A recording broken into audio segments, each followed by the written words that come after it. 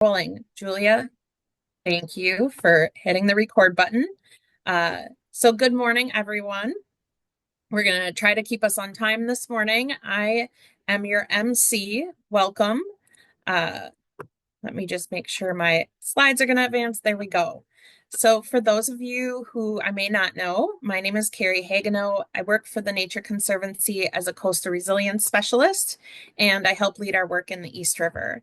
I want to welcome all of you to our 5th annual Winter Forum, which is a really exciting milestone for us. When we started this project, I don't think we could have envisioned where this work would take us a half decade later, but here we are. And we're happy to welcome you all to join us today to continue to share information about our partnership and the projects that are going on in the East River watershed. So thank you for joining us, and thank you for your interest and your partnership and your participation today. As we get things started, I wanted to take a moment to recognize all of the people behind the scenes that make this possible as well. So our core team is made up of representatives from the Nature Conservancy, Wisconsin Sea Grant, and Newater. Thank you to Julia, Adam, Angela, and Jenny for your time and dedication to this work and for being my behind the scenes team here on Zoom today. In addition, we've been really fortunate to have this work supported through both public and private partner funding from the Wisconsin Coastal Management Program, the Fund for Lake Michigan, the Coastal States Organization, and the National Fish and Wildlife Foundation. And you'll be hearing more about each of those funding sources today as we go. And we cannot thank them enough for their support of this work and collaboration as well.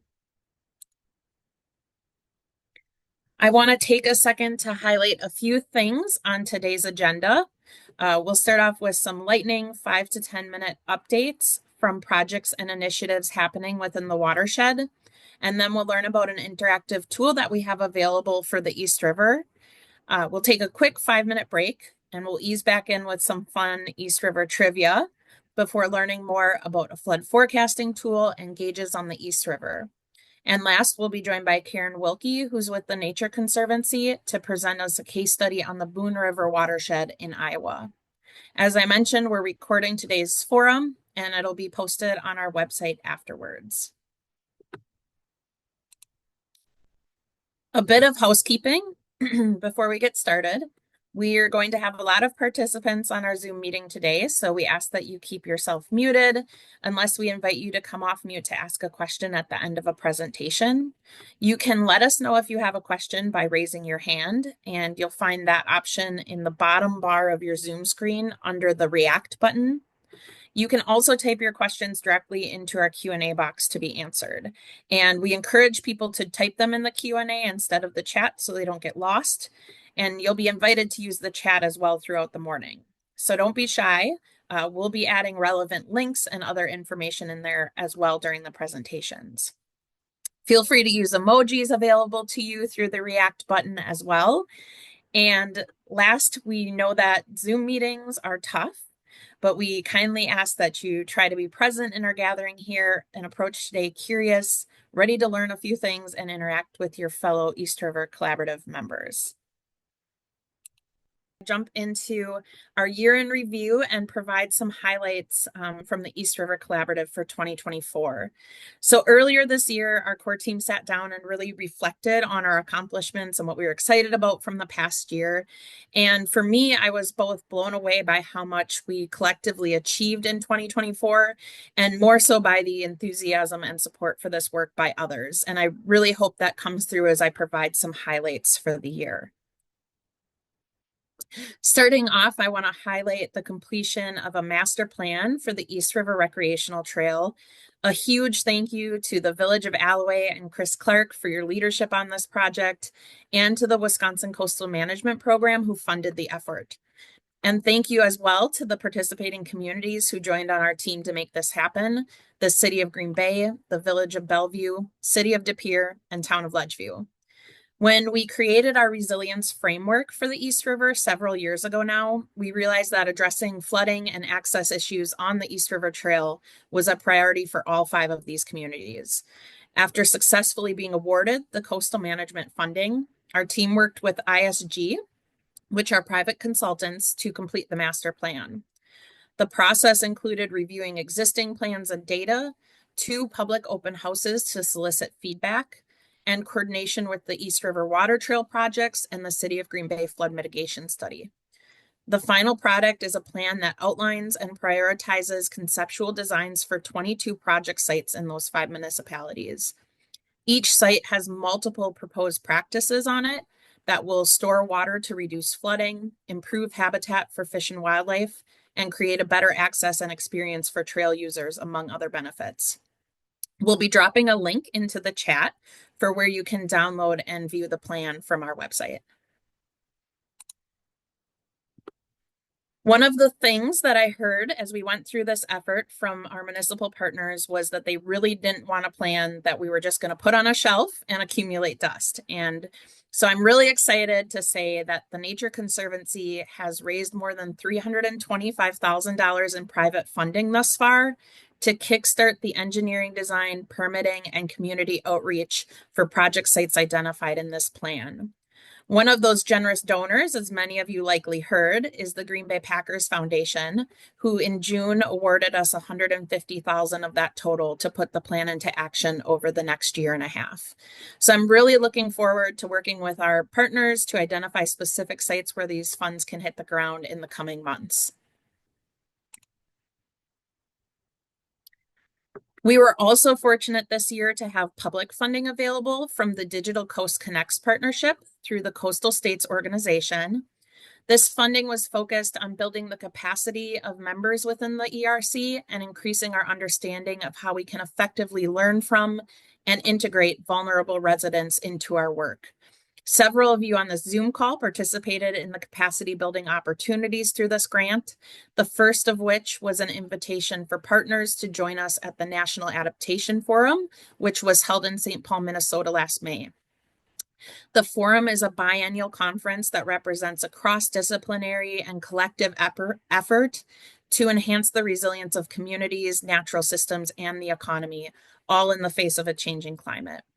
So this experience provided opportunities for professional development through training sessions, facilitated presentations and panels, and both formal and informal networking sessions.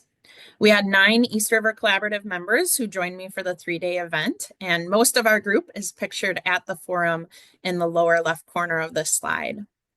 The other slides that you see, or other pictures I should say that you see, are from our Milwaukee Flood Resilience Tour, which was hosted by the ERC in mid-October. And this event brought a group of 20 partners together for a 2-day learning experience.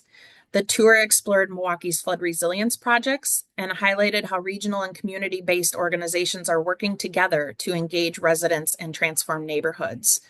The tour included learning from 13 local experts representing 9 different organizations in Milwaukee.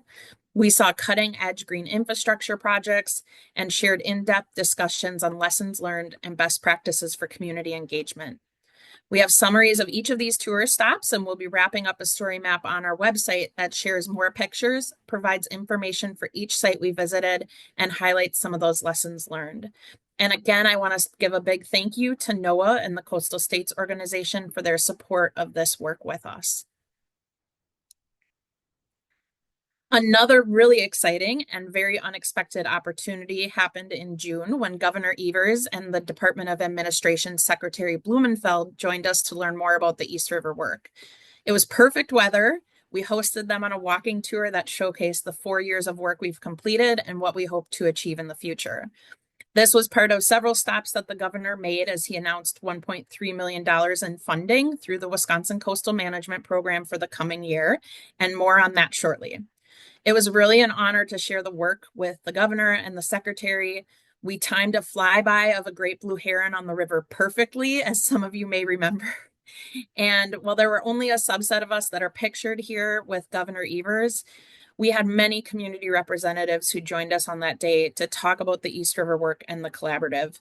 And I think that really helped paint a picture of a strong and connective partnership. So thank you to all of you who helped us with that. I went one slide too far. So in August, we hosted a field tour at 3 sites where restoration practices have been completed within the Upper East River in the town of Holland. This work is led by the Brown County Land and Water Conservation Department in partnership with the Brown County Port and Resource Recovery Department, the Nature Conservancy, and Ducks Unlimited. And the tour really highlighted wetland restoration, pollinator plantings, grassed waterway, timber stand improvement, and invasive species control, all set within an agricultural landscape surrounding the East River. The tour itself was funded through the National Fish and Wildlife Foundation funding that we have, but this work has been funded by the Natural Resource Damage Assessment and the Fund for Lake Michigan. So more information on that tour and projects can be found on our website as well. Lastly, in 2024, our partnership also saw increased capacity for this work as I moved to a new role with the Nature Conservancy as a coastal resilience specialist. So this is a new position for us in Wisconsin, and it really allows me to focus the majority of my time on these local efforts, which I'm really excited about. In addition, Jenny Foshi joined the Nature Conservancy in November as a Conservation Communications and Partner Engagement Fellow. Half of Jenny's time over the next year will be spent helping us with communication, outreach, and planning efforts in the East River. We're excited to have her on board as well. And I also want to quickly thank and recognize Nicole Van Helden with the Nature Conservancy, who has served on our core team since we started this project in the East River. And while Nicole's role at TNC has also shifted, she remains a resident within the watershed and a committed partner and friend to our work. And we thank her for the time she's given thus far. Really quickly, kind of looking forward to 2025, I want to make you aware of two projects that we've received funding for that will be taking place. The first involves green infrastructure code audits with 4 communities in the watershed, similar to the process that the city of Green Bay went through several years ago. So we'll be kickstarting this effort shortly, and we thank the Fund for Lake Michigan for their recent support of this work. There is also a link that I believe we'll be putting in the chat if you would like to learn more about these code audits. And last, our Sea Grant partners have been awarded funding through the Wisconsin Coastal Management Program and the Fund for Lake Michigan for 2 initiatives to better serve the communities of the East River. So the first will be working with the University of Wisconsin Extension to complete a residential flood needs assessment. And the second is working with Wello to build our capacity for engagement with flood impacted residents. We look forward to sharing about these efforts in the coming year, and that was also part of the basis for Governor Evers' visit to us mid-year last year. So with that, I believe I've brought us back on time, and I'm going to allow some of our other partners to do the talking as they provide additional updates from around the watershed in our lightning round. So first up is Melissa Schmitz with the City of Green Bay, who will be filling us in on 2 flood resilience projects in the city's parks. And Carrie, do you have my slides, or how are we doing this? Yes, I do have your slides. Okay. There we go. All right. Oh, thanks for putting that logo in there too. So we had 2 projects over, let me just back by saying, in 2024, we wrapped up a year-long study. I'm Melissa Schmitz, by the way. I haven't changed my name in the screen because this is a work Zoom account, so we just keep it as City of Green Bay. But I'm the resiliency coordinator with the city. I've worked for the city for about 4.5 years now, and was brought on after the 2019 flood in the East River area in March of 2019. So at any rate, over the last year, through funding from the Fund for Lake Michigan and Wisconsin Coastal Management Program, we hired EOR as a consultant and did a flood solutions study to identify different areas within park areas and other city-owned properties where it would make sense to do flood storage, nature-based flood storage. And so today, I'm going to just highlight the 2 top choices from that study that we recently wrapped up right at the end of 2024. And the 2 projects are at East River Emily Park and East River Van Beaver Park. So one's on the east side of the river, the other's on the west side of the river. And it would be south of the Mason Street Bridge, if you can kind of picture where I'm talking about.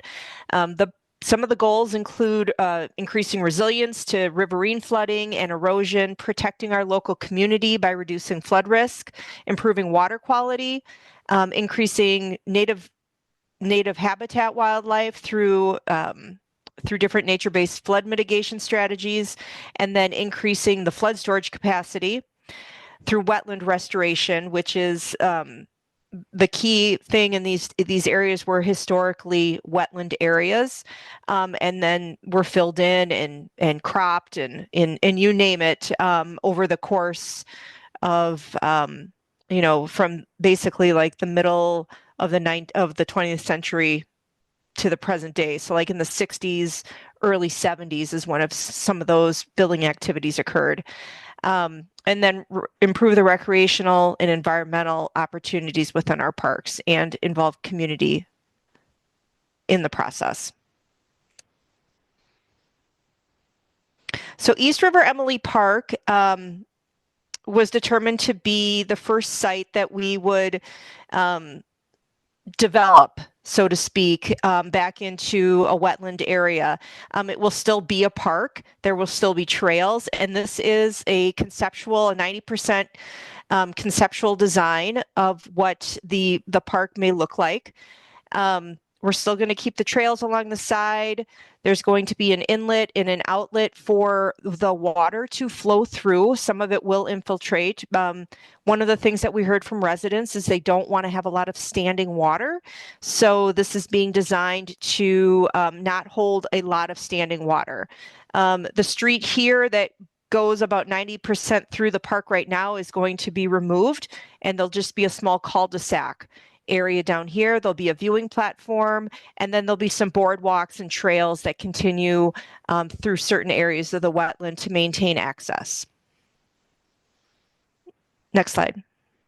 This is an overview of the park area, so you can see how the new trails will connect to the existing East River Trail. And this was something that was also identified within the recreational trail master plan that Carrie had previously mentioned. The main flood storage areas are on the inside areas of these blue lines right in here.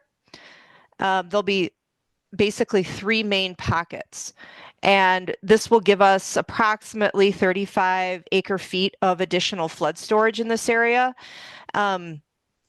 And then some of these paths are not going to be paved. They'll be mowed grass pathways that lead to the existing areas. One, that it keeps the cost down, but also, the less impervious surfaces that we have, the better in this park setting. And there'll be a small parking area down here by the existing cul-de-sac. And then, right here, this new cul-de-sac will be created when the road is removed through here. And then this is a cross-section view of the park area, just to kind of, there'll be a platform in the middle. We still haven't quite, once we get to the 90 to 100% design, we'll determine if there's going to be a shade structure on that overlook area. So there is, a lot of final details to be made, but one thing that'll be nice is there'll be some stone steps going down to create additional access to the river, and that will be resilient to flooding as well. Next slide. The next site is Van Beaver Park, and right now we are in the middle of a not really a study, but a design portion of East River Van Beaver Park with Dewberry.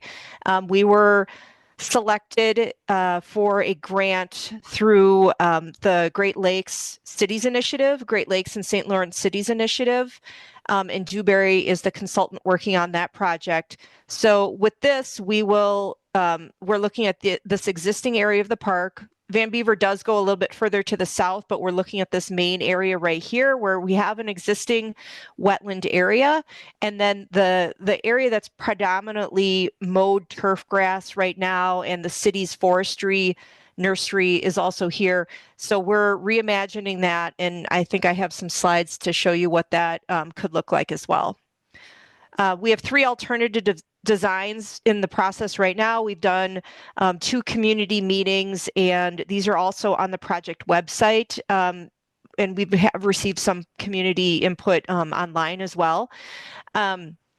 So all of these designs, you can go to the next slide, have different features and different levels of flood storage. Alternative 1 has the least amount of flood storage. I believe it's about 64 acre feet, going up to about 74 with alternative 3, and different levels of pathways and boardwalks, things of that nature. We're also looking at using large woody debris for bank stabilization and to improve fish habitat in these areas as well. You can go to the next slide, Carrie.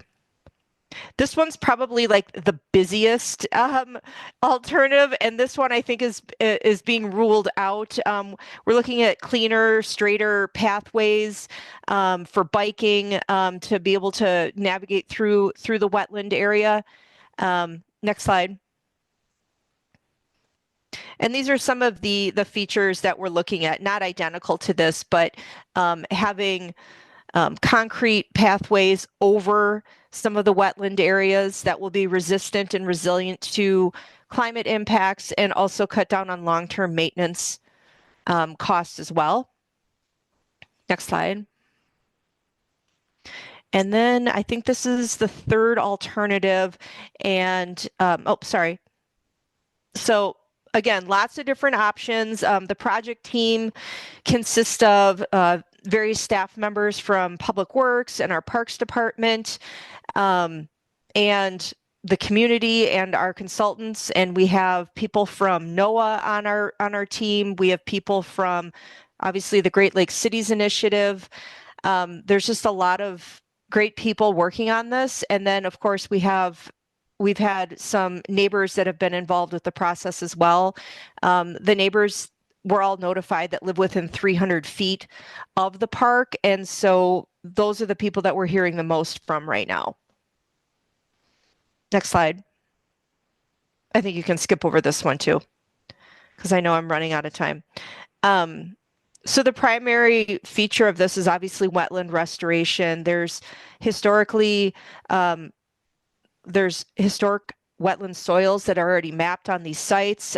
With the Emily Park, we've done a wetland delineation there, so we know for sure, and we can see just from historical photography where the areas specifically were for wetlands. And we're not quite that far with Van Beaver Park.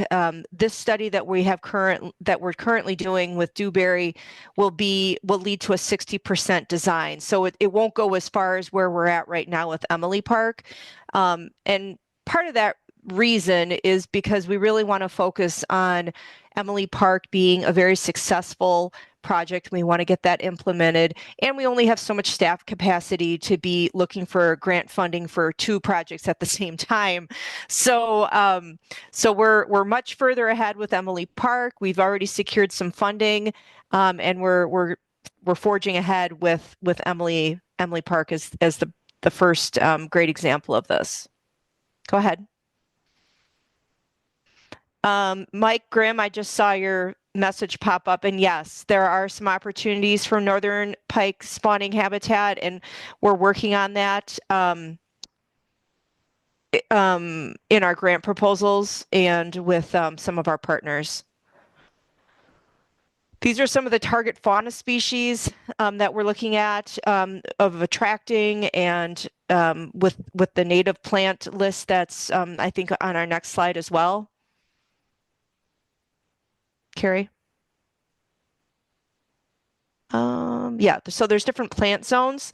This was a slide. I did not put the slide together. This is from our consultant, and I don't expect anybody to read this, but all of these slides, all of this information is on our website. If you just go to the city's website and type in floodplain management or flood resiliency, it'll bring you to the site. And we have the two projects listed specifically. One's the Van Beaver Park, and the other one is the flood solutions study, which includes Emily Park. Go ahead. I think We're I'm not just sure. about at time, Melissa. I think this is Yeah, your last slide if you want to say it a few is. final It words. is. Yeah. So right now, our public input period for the online comments is officially closed. I don't think I've taken it off the website yet. But if somebody did have anything to comment on between now and probably the end of the week, now's the time to get it in.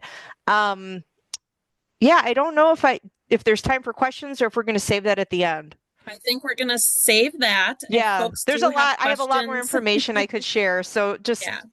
And hold there on to your. is more information in the participant packet. If folks have questions, feel free to put them in the Q&A. And if we don't have a chance to answer them during the forum, we will get answers out after. So thank you, Melissa. I'm You're going to welcome. keep us rolling. And our next speaker is Ben Krumenauer from the Village of Bellevue. I'm going to advance slides. Take it away, Ben. Well, good morning, everybody. Thank you, Carrie, and thank you, Melissa, for saying so much about Green Bay. It's really exciting to see what our northern neighbor is doing. Bellevue is doing a lot of similar things, which we're really excited for. So I just put together a quick slide here, just highlighting some of our major points to help give you some guidance. And by all means, I'm happy to share more with any of you in the future. Sit down. One thing that Bellevue prides ourselves on is the relationship that we have with our community and our board. And I'm thankful that Trustee Krull is here today to help support those efforts. And thanks to her foresight and the rest of our village board and our staff who are also active, we get to do a lot of fun stuff. And, Bellevue is certainly not immune to flooding like anybody else. We're taking active approaches to tackle those flooding issues with some of these natural landscape basins that we're building.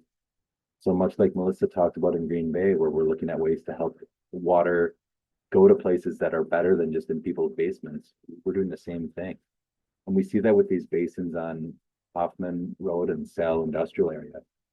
Sale is one of those interesting industrial neighborhoods, the Schmidt Park industrial neighborhood, because it really has nothing. It was fully built out, fully developed, and green space is a premium. And we're looking at infrastructure improvements to help do that. It also gives us an opportunity to create places of destination for some of the residents or some of the employees. We're finding that when we build a nice basin, it includes amenities, oftentimes even just places where people can walk and just enjoy something other than green or other than pavement. But it also has a lot of other benefits. These 2 ponds alone will be pulling out nearly 20,000 pounds of total suspended solids, or basically the dirt and clay and silt in the water. Why does that matter? Well, 1 to 2 tablespoons of clay can make a gallon of water look brown.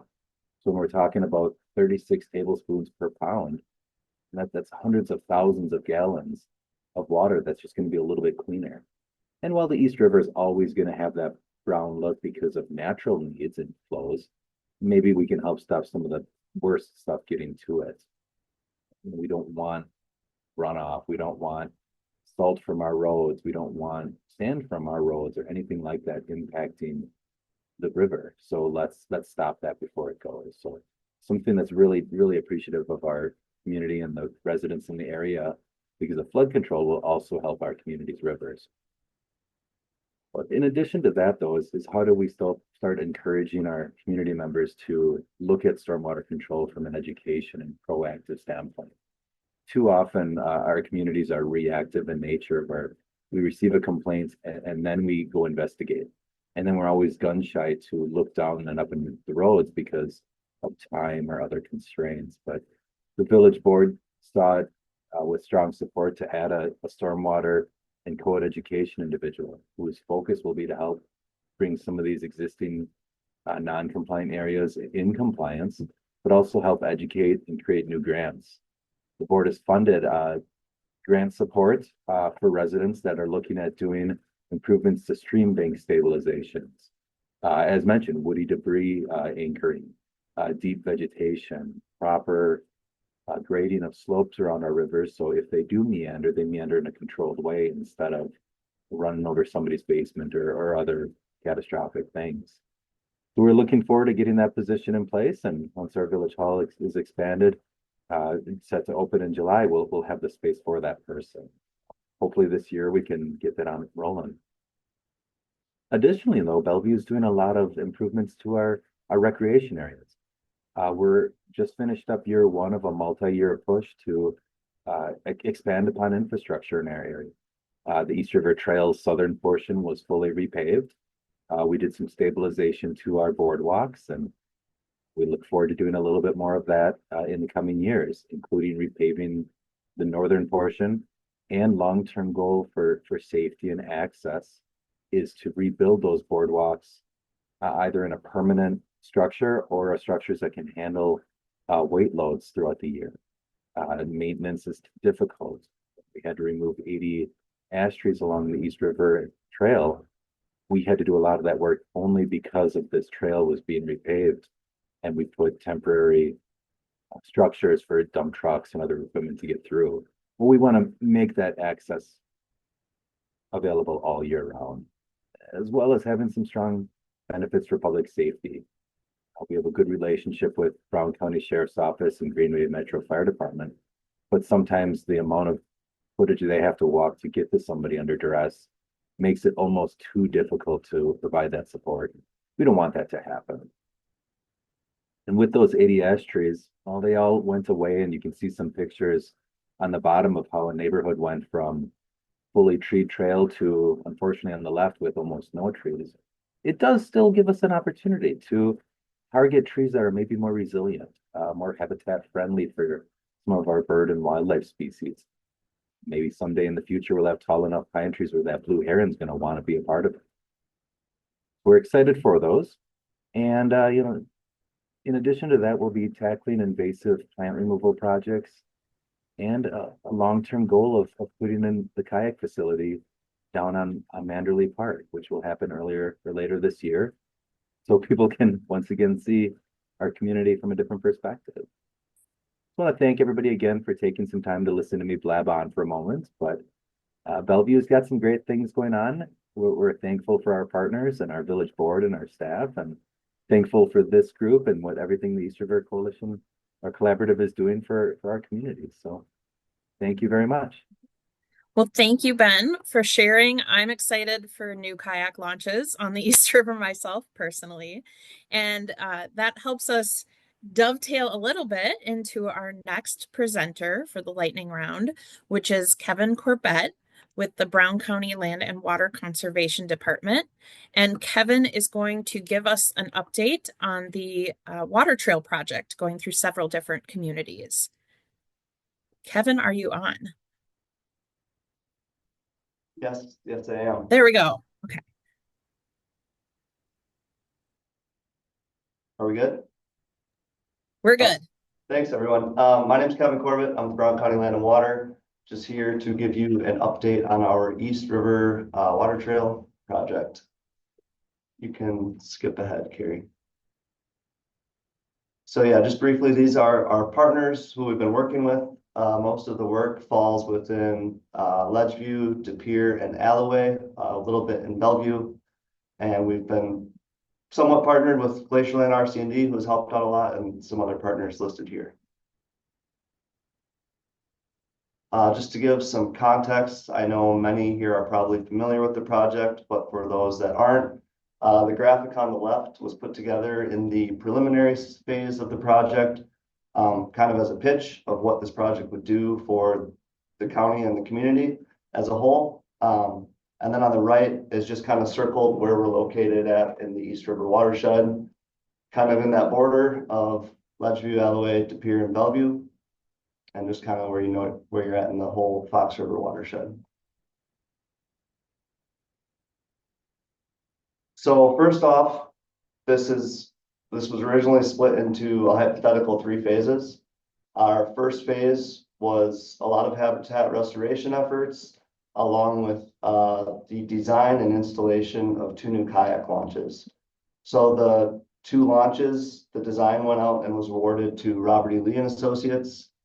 They have put together some preliminary designs, and we should be getting our final designs for these two launches within the next month. They are located at Wheezy Park in Alloway and Ledgeview Park in Ledgeview. We went with a more primitive style launch just because of the variable water level once you get kind of up in the watershed of the East River. We had explored kind of the easy dock floating launches, but we weren't sure that they would be floating all year. So we went with this primitive style launch. And these are the preliminary designs that we got from Robert E. Lee. The left is Ledgeview Park and the right is Wheezy Park. You can see there's kind of sloped normal boat ramp style with some riprap support on the banks, and then there's kind of like a platform interface that should work well with the variable water level. So these will be designed, and we're looking for our first. No, you're good, Carrie. We're looking for our first feasible construction window in 2025 to get these built. And then the other part of phase one was the habitat restoration efforts. This is probably a little bit small for all of you, but this was just from the plan, some of the quantities. We had 64 acres of brush removal planned with targeting that invasive buckthorn and honeysuckle. We had 16 acres of prairie plantings that are both in De Pere and then on the Isaac Walton League property in Bellevue. And we also had 15 acres of ash removal that was dead or dying and either at risk of falling in the stream, or we have about a 60-foot buffer for any trees that could fall in the future into the stream. And then there were also 13 what we called stream impediments. These were essentially log dams that were preventing access for canoe and kayakers that want to use this river for recreation.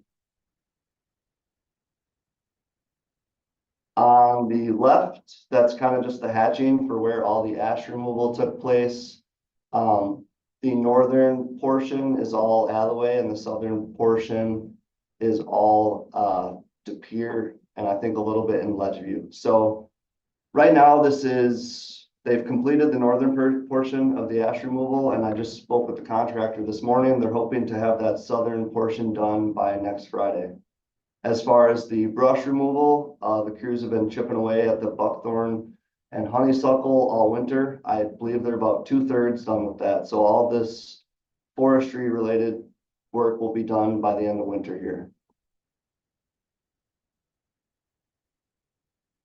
And yeah, this is, I guess, just more of what I said on the ash and buckthorn, but the impediment removal, originally we had mapped 13 and we did an intensive walk of that whole corridor. By the time the contractors were out to complete the work, there were 25 total impediments. So that just kind of speaks to how dynamic this river is. A lot changed over the year and a half from when we had first done our inventory to when contractors were on the ground to complete that work. So that'll likely be a future task we'll have to deal with as future impediments kind of building up in this area, but we think we got a good hold on it to kind of reduce those in the future. And this is just some photos of kind of what those impediments looked like. Couldn't really paddle through them.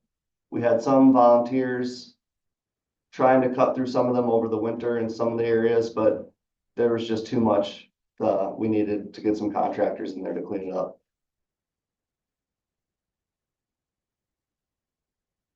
Here's just a couple updated photos. These are both, the left one is Wheezy Park. There's a peninsula where it was pretty much all dead and dying ash and a lot of buckthorn beneath it. So not only were we kind of taking that ash that was at risk of uprooting the stream bank, but once that ash died, anything that was beneath it was buckthorn, and what was beneath that was bare soil. So there wasn't really any good replacement going on, good regeneration for this ash dying off. So once this is all cleared out, we'll get more sunlight on the ground of the stream bank and get some more vegetation growing. Besides the forestry practices, we had 16 acres. I got 15 here, 16 acres total of prairie plantings. These are the two areas on the left in the city of De Pere, and then the parcel on the right, the hatching on the right, that is the Isaac Walton property in Bellevue, which will be roughly 8 acres of prairie. And all this area was kind of what I just call fallow field, dominated by non-native cool season grass and just mostly weed species. So we're excited about kind of restoring these to some native diversity.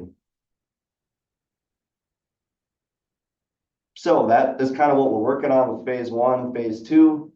The root wads have been mentioned a couple times already. We have some stream banks we'd like to tackle on the East River. And I won't get too far into the practices. These are some of the areas. So we left ash standing in these areas, and kind of the ash removal was that you saw in the previous slide was kind of the areas reflected outside of this hatching. We left the ash standing here, so when we did come back to tackle these stream banks, we could utilize that dead and dying ash for stream bank restoration.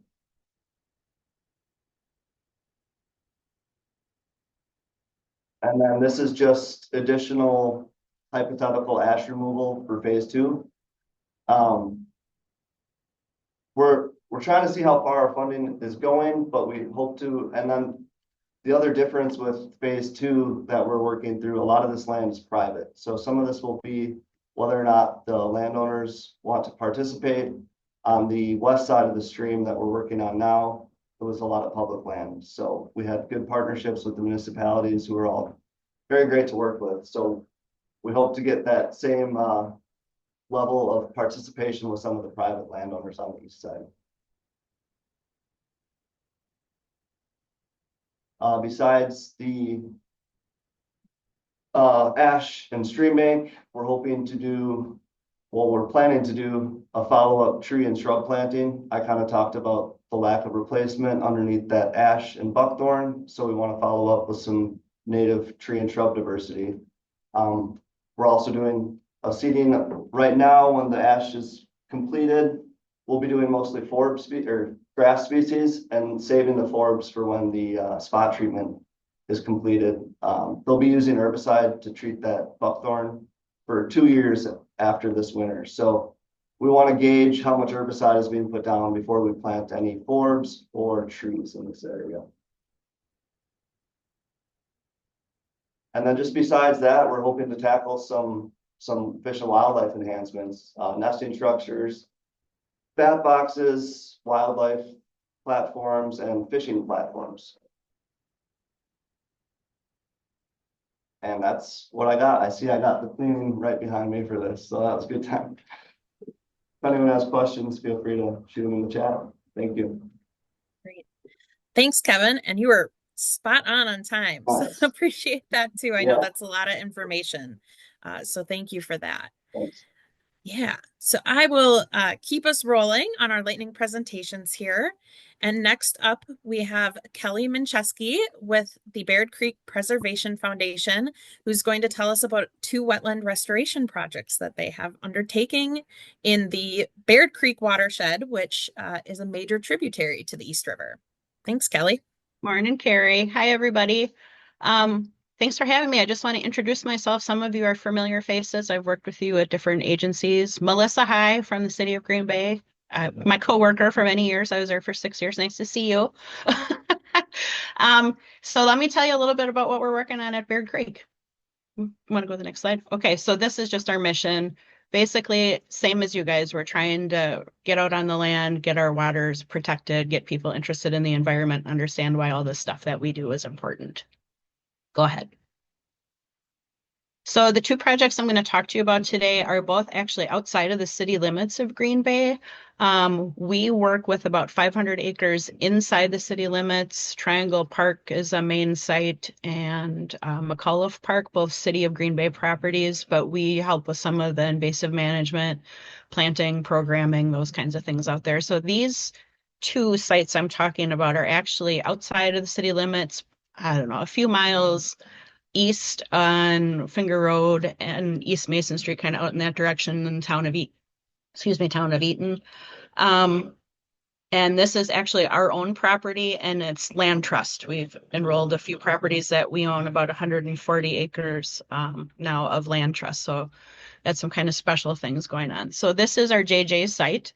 It's about 24 acres in size. The creek, kind of hard to see, runs down the western property line. This was a restoration project that involved about 10 acres of ag land that we put back into prairie and 6 acres of a degraded wet meadow, which we know is one of the easiest wetland types to be converted into not wetland. So we're very happy to be able to be putting back what was here before. And then sort of on the left side, where you can see the Baird Creek Preservation Foundation writing, in that area, we did a big tree planting as well, native trees and shrubs in that area to help kind of diversify what's going on out there. Goals here, obviously to help, oh, go ahead, Carrie, it's fine. To help with water quality, manage some flooding. So we're kind of the headwaters-ish of the Baird Creek system here. And our goal is to try to keep some of the nasty stuff from getting down to the East River, to the Fox River, to the Bay. So we're trying to help you guys out a little bit ahead of the curve here to try to keep less coming your direction. So this was sort of the restoration plan that that we came up with. It's pretty accurate to what has been done out here. Our next main goal is the phase 1 install of our boardwalk and observation deck. So that's kind of along the eastern property line. You can see a trail that starts down at the corner, and the triangle in the middle is the observation deck. So we have funding that we secured for that already. Again, we want to be able to get people out onto the site to see what a difference having some wetland and native species have to the environment. Kind of a cool feature on this property that we own too is on the northern property line, there's some old growth forest, this huge oak gloriousness that's out there. So we want people to see all this really wonderful stuff that's going on. So phase 2 will be kind of similar to phase 3. We'll just be adding some loops to the trails to get people out to be able to see the wetland and enjoy what's happening out there. We anticipate a lot of migratory waterfowl spending time because we already have some little puddle ducks and people that are stopping by to use that little wetland space that we have on site. That's great. Go ahead, Carrie. The next site is Horkman Road. So we had already owned the 2 northernmost properties. That was about 30-ish acres, and we were able to purchase the southern properties, that big chunk in the little square, and that's another 40-ish acres. You can see on the right, this is what's happening out there. So all of this wetland that wanted to be wetland that was farmed, Baird Creek runs right through the middle with some other little unnamed tributaries. So lots of potential for restoration work out there. Currently, it's really full of nasties. We have a lot of invasive, the usual suspects, Phragmites and reed canary grass and hybrid cattail and all the things we don't want to see. So next slide, please, Carrie. So this is the plan out there. So we're working with NES and Robert E. Lee to get feet on the ground. This year they were already out doing some invasive control, doing some surveys. We found some wonderful pockets of desirable native cool plants that not only were cool to find mixed up with all the junk that's going on out there, but it's also helpful for us to see what thrives, especially in really challenging conditions, because we know what will be able to thrive in wonderful conditions. So here we have almost 80 acres that will be one big section that will be able to make a difference and really, really see the difference on the ground. So again, this is degraded wetland, ag land. We want to really set up some flood retention. I think if we do that kind of outside of the municipalities, we hopefully will be able to capture at least a little bit, if not slow it down along the way, so that we can prevent some of that, especially that big spring flush and some of those things that happen. So herbicide treatments, like I said, have begun. Burn breaks are being mown now. We're hoping to be able to get a burn on the ground in the next year or so. And then our primary goals are managing that woody vegetation out there and native plantings, shrubs, and then eventually in 27, we want to get some emergent plantings in the wetland. Our goal there also into the future is to get, that's okay, Carrie, you're fine, is to get some trails on site so people can get out and about. I don't know that there's going to be a lot of paved trails. We probably will have some paved access or boardwalk access just because we want everybody to be able to at least see part of it. But I'm guessing we're going to try to keep it more grassy paths and gravelly things. So that's what we have going on for Bear Creek, a couple of the things we're doing. So if you guys have any questions or want to step out and see anything, we just got things seeded at JJ in the fall, November. So I haven't seen anything grow yet, but I'm really excited about spring to see who pops up. So come on out and visit. If you have any questions, there's my info. Great. Thank you, Kelly. And my Yep. hand totally slipped. That was not a slide change going, you're done, you're at time. That's okay. All right. We are just a couple minutes behind on time, but I wanted to provide a brief update as we wrap up our kind of our lightning round here on the work that we're doing to create a decision support tool for the East River watershed. And I know that we talked a little bit about this last year at the end of our forum and kind of, gave people a preview of what would be coming. But this year is the year that we're really going to dive into a decision support tool and an implementation plan for the watershed. So I just wanted to share some more info on that and perhaps give our municipal partners and folks kind of an idea of what we're going to be looking for in terms of engaging with them through this process.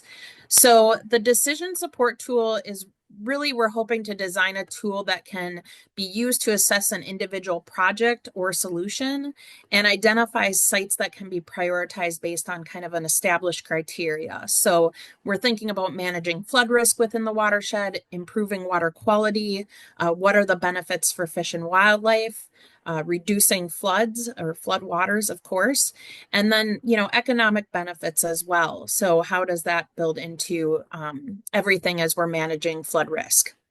So we want this tool to be useful for communities to select high impact projects that can be implemented that are really going to move the needle on achieving our overall goal of a more resilient East River watershed. And I was going to say maybe a little bit more about kind of the data that we're looking at in the tool. I think I'm going to skip some of that for the sake of time, but I did want to put this graphic up, which is something we saw at the forum last year. We've already begun to collect these project sites and ideas. If you recall workshops that we held with our community partners in late 2023. So the data collected in those workshops we still have, we're working on compiling that with all of these other data layers and information. And it's being brought together in a database that is going to help us create this decision support tool and be able to run analysis, prioritize, and plan. So again, folks have probably seen this graphic before. This was kind of pulled from last year's of where we were at that point. And what we've done since then is really start to pull more data into this tool. It's not organized yet, but it's getting in there. And then we're going to really talk about what criteria we want to use to assess project sites within the watershed. So this is an ongoing effort. We're hoping to have this tool, if I go back to that slide, we're hoping to have the tool completed, summer or fall of this year. It's going to be kind of all hands on deck for this over the course of the next few months. As we've wrapped up some of our other funding and projects. And, I think as we pull this together, there's definitely going to be touch points for input from our community partners and the folks that would use this tool. So just be aware that I'll likely be reaching out to talk to you about it as we move forward. And then, of course, all of that, the tool and the data we hope will inform a flood resilience implementation plan. So, taking the results of that tool and the best practices that we know for the watershed, prioritizing and planning those in a way that can be used by the communities to implement them. So again, we'll have some touch points during the decision support tool process, and then community engagement. And I think the engagement with all of you, our partners, is going to be key in bringing this implementation plan together. Our timeline for this is to have it completed by spring of next year. So also a little bit of a tight timeline. I imagine there'll be a chance for input during next year's winter forum if we have this event again. So just please stay tuned for more. And I want to recognize this is funded by the National Fish and Wildlife Foundation with federal funding that we have. So right now that funding is secured and we're looking forward to moving forward with this project. I see, Melissa, your hand is raised. Do we have It time is, for but a I didn't know if you question? were taking questions yet. Yes, I take was- a question. All right, My we're gonna take a question- question. Okay. My question is for the flood decision support tool. I noticed like one of the last bullets on that previous slide was like identifying sites or priority sites or something like that. So are you using, as part of this tool, will you be using the Army Corps Yes, of Engineers floodplain study that we did? Yeah. With them? Okay. very much so. Great. So, Okay. yeah, the sites and these proposed project sites are being pulled from existing plans, the Army Corps' work, from our conversations with the Mhm. communities. So they're coming from multiple sources, but that is definitely one we're utilizing. Great. Carrie, we've got another question in the chat, and this might be to any of the kind of panelists, I guess, but the question, it seems like there's a lot of phragmites in Brown County on commercial property. Could municipalities require landowners to remove, or are there statutes to require this? What is the best way to remove? I could answer that question for Green Bay. Go ahead, Melissa. So yes, there is a noxious weeds and vegetative maintenance ordinance in place. It's been in place for quite some time, and it's published by state statute. We publish it by May 1st every year to remind property owners to treat their invasives and get rid of their noxious weeds on commercial properties. So it's a thing.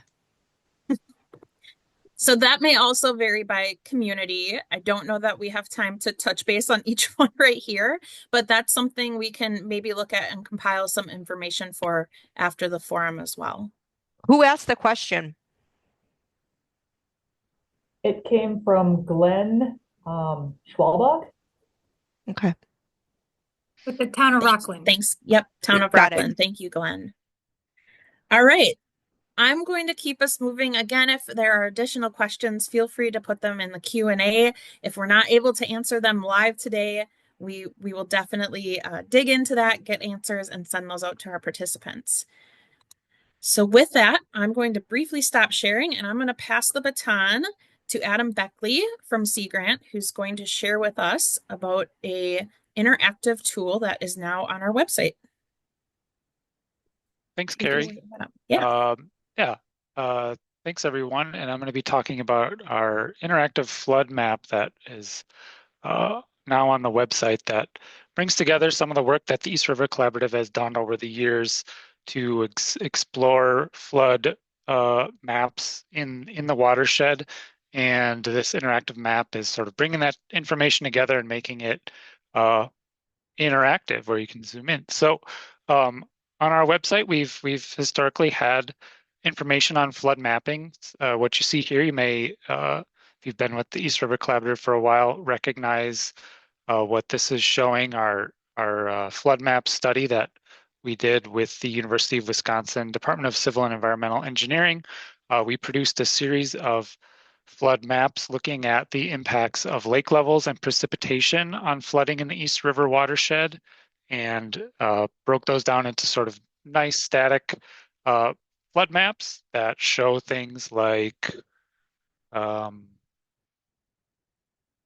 the bar is blocking me there. Zooming in sort of on the specific example from Alloway, we've got the flood extent at different levels of precipitation at different lake levels, and then mapped up different pieces of infrastructure and use these to, kind of get a handle on what the flooding impacts are.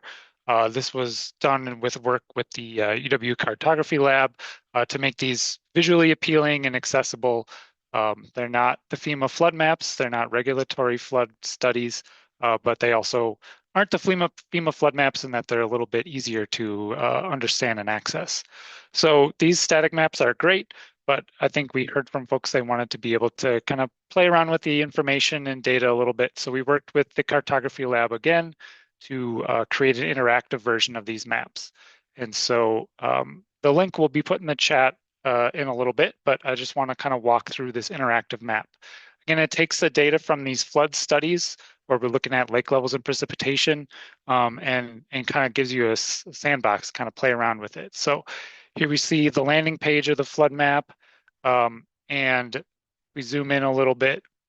What you're able to do is select different lake level scenarios and different rainfall amounts and kind of look at how the flooding changes. So the default here is high lake level and about 2.1 inches of rainfall. If we want to look at a higher rainfall event, you can kind of see that populates on. We'll focus in on kind of the area Melissa was talking about in the city of Green Bay. So you can see, you know, the differences in flooding extent from the different rainfall events. You can toggle on different lake levels. So a low lake level and a high lake level, how flooding changes, and also compare it with a slider bar between, on the left, the high lake level and the low lake level. So again, getting a little bit more interactive with how to view this data. You can zoom in and see a pretty reasonable resolution, kind of how these break down. Again, this isn't a regulatory product. It should be used sort of for planning purposes and understanding how flooding changes, but we wanted to be able to zoom in a bit. We also put in flood depths calculated from these flood extents. So you can zoom in and it's got a depth query tool. So you click and you can kind of see what the modeled flood depth is at these different locations. And if you need a little bit more information, these little questions kind of show you what you're looking at with each of these tools. So that's the flood, how the sort of flood is impacted by lake level and precipitation. We also have some analysis of impacted buildings at these different events, so you can turn that on. This was done with the FEMA HAZUS tool for each of these scenarios, look at what buildings would be impacted. So you can turn those on to match the flood layer, and it'll highlight kind of where properties that would be impacted by that flood scenario are located. We also have the infrastructure data that was on our static maps shown here too. So you can see where hospitals, police stations, schools are with respect to these flooding areas. And then we have work done to look at social vulnerability analysis in the watershed. So where are areas, census tracts that are have the highest vulnerability to flooding from a social adaptation perspective. So things like income, rental stress, what are those areas that might have the hardest time coping with the impacts of flooding? That is also populated in here. So as sort of a quick overview of this tool, you can kind of play with it and explore it yourself. But now sort of that static flood maps are available to kind of zoom in and look around in more detail. So I think I'll stop there.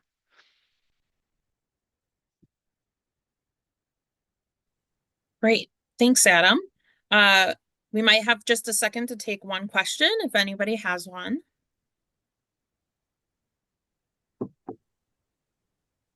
All right. I see City of Green Bay, Melissa. Okay, Adam, quick question. I'm not sure when this tool was initially developed, but are you at all worried about I know like the CDC's with some of the social vulnerability information and data that's out there right now with the federal government has been removed from different websites. As far as like keeping this tool up to date, do you see any issues with that going forward? That's a good point. So the index that was created was developed based on, I think, the latest 2020 census data. So yeah, I guess if that information's not available, it'd be difficult to update it. And I think it's a good point. Maybe we should, if we don't have that date on there about sort of when the data was pulled from, we should put that on there. I have heard rumors, and I'm not sure exactly who the researchers are at UW-Madison, but they have archived the most recent CDC stuff because it's used like in everyday research. Sure. So, Yeah. And this index was developed, the CDC Social Vulnerability Index is at the census tract level. And correct. I think I misspoke. This index that's on here is at the census block group level, so one level more resolved Mhm. than what was available before. And so that was an analysis done by someone at Sea Grant using census data basically. So if Mhm. the census data is still available, the analysis could be redone. It's just someone would have to do it and go through the methodology. So Okay. Great. Thanks for your question, Melissa. All right. We are going to enter into a quick 5-minute break. Hopefully, I'm sharing my screen again. So we will reconvene at 10:26 and we'll have some fun East River trivia to break us back into presentation mode. So thank you, everybody. Take a break.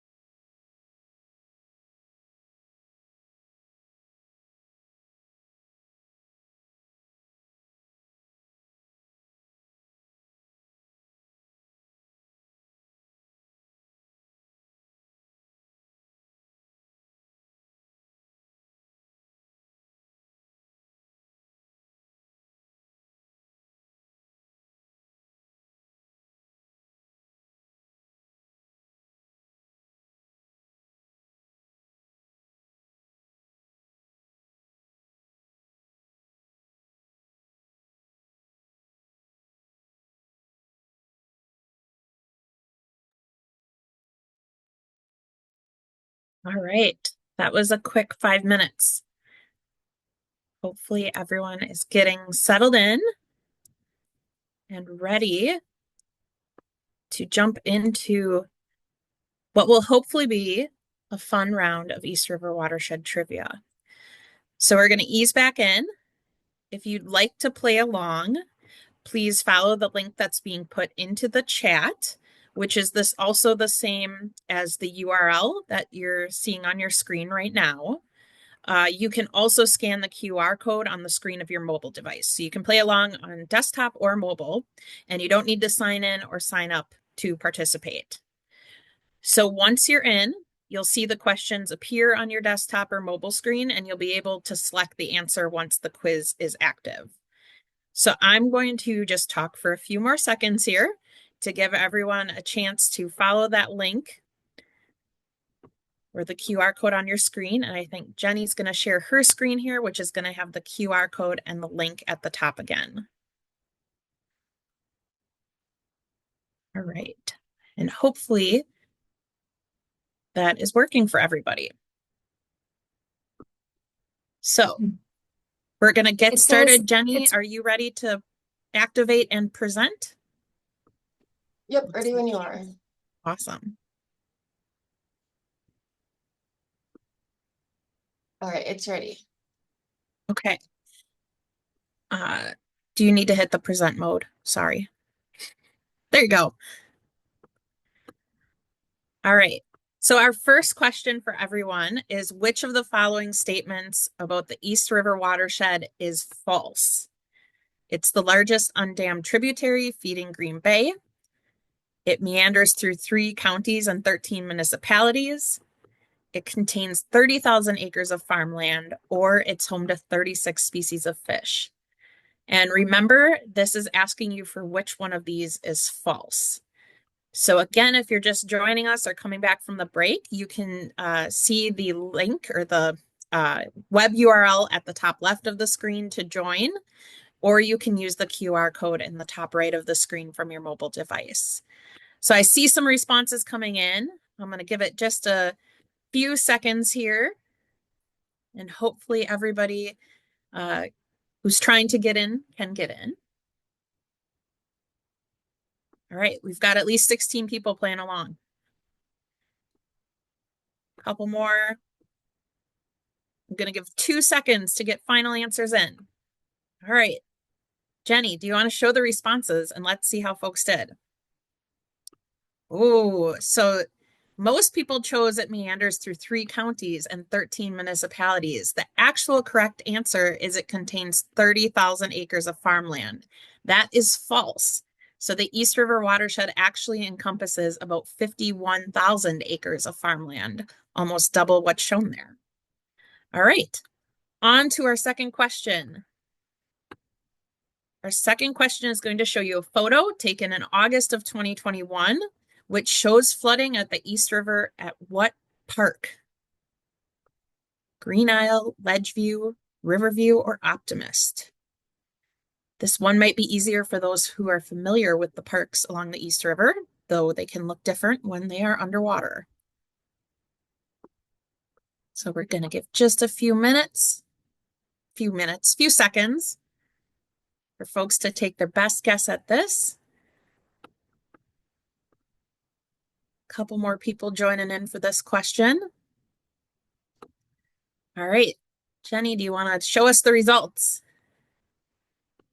38% of you said Ledgeview Park, and 38% of you are right. So I have a feeling all of our poll options share a similar view of waterloggedness when it's an event like that. So let's go to our third question. This one is a tough one. The summer storms of August 10th, 2021 resulted in prolonged flooding and incurred how many inches of total rainfall? 3.1, 3.9, 4.2, or 5.1? And I will tell you that if I was not running the trivia, I would probably not get this one right. And if I did, it would be a very lucky guess. So we'll give it just a few more seconds for folks to clock in with their answers.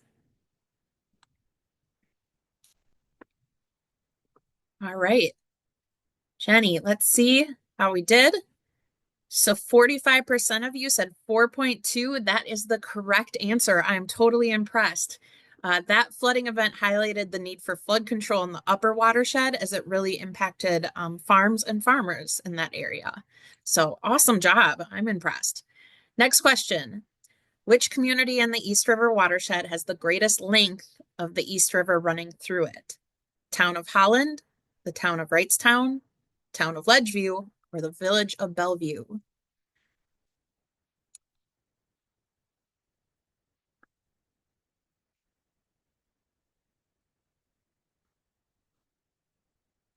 We'll give a couple more seconds for the folks that got the map out really quick and are trying to eyeball who has the most East River running through it. Looks like we're nearing critical mass. All right, let's take a look. So most people said Bellevue, 32%. I shouldn't say most, 32% said Bellevue.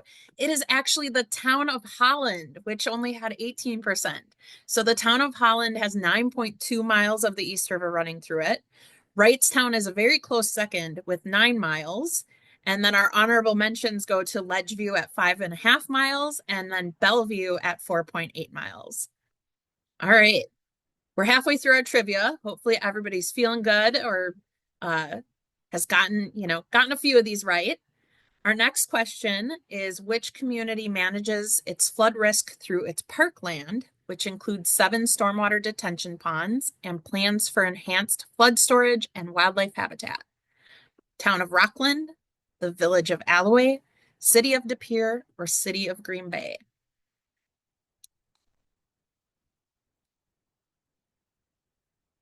Give it a few more seconds as I see people clocking in answers.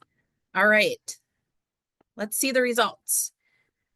52% said the city of Green Bay, 44% said the village of Alloway. In this case, the correct answer is the village of Alloway, not to say that none of these entities are doing a lot of this type of work. Alloway also equips itself with emergency response trailers, pumps, barriers, and sandbags to protect infrastructure during flood events, in case you were wondering. All right. Couple more questions left. This requires knowing 2 little tidbits of information. So the East River Recreational Trail is how long of a pathway and connects how many communities in Brown County? And if you were listening during my year in review section, I may have given part of this away.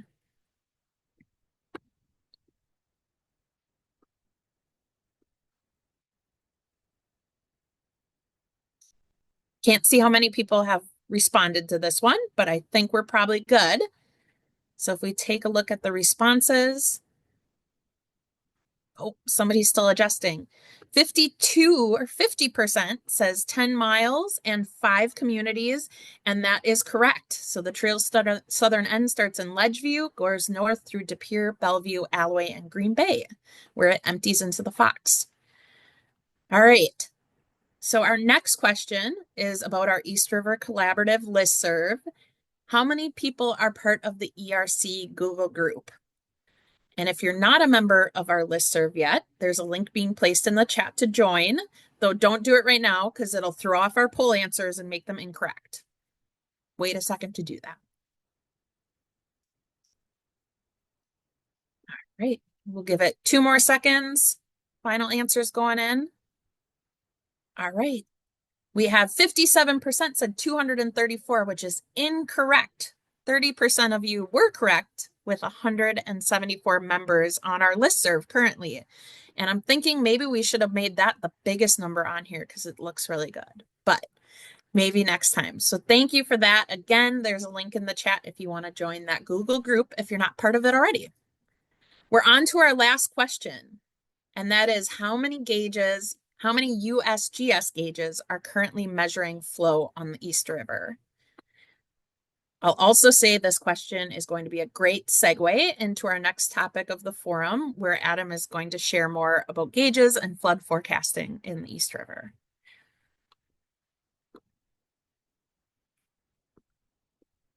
Give it a couple more seconds.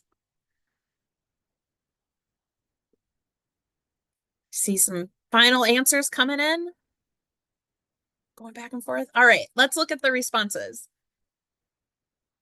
So the correct answer, which 39% of you got, is 2 gauges. There's a gauge at Baird Street that's been operational since 2023, and one at County Highway ZZ that's been in operation since 2011. Fun fact, there's been 8 different locations on the East River that have had gauges, but there has never been more than 3 at one time. So as we transition back to our agenda, I want to thank everyone for playing along with our East River Trivia.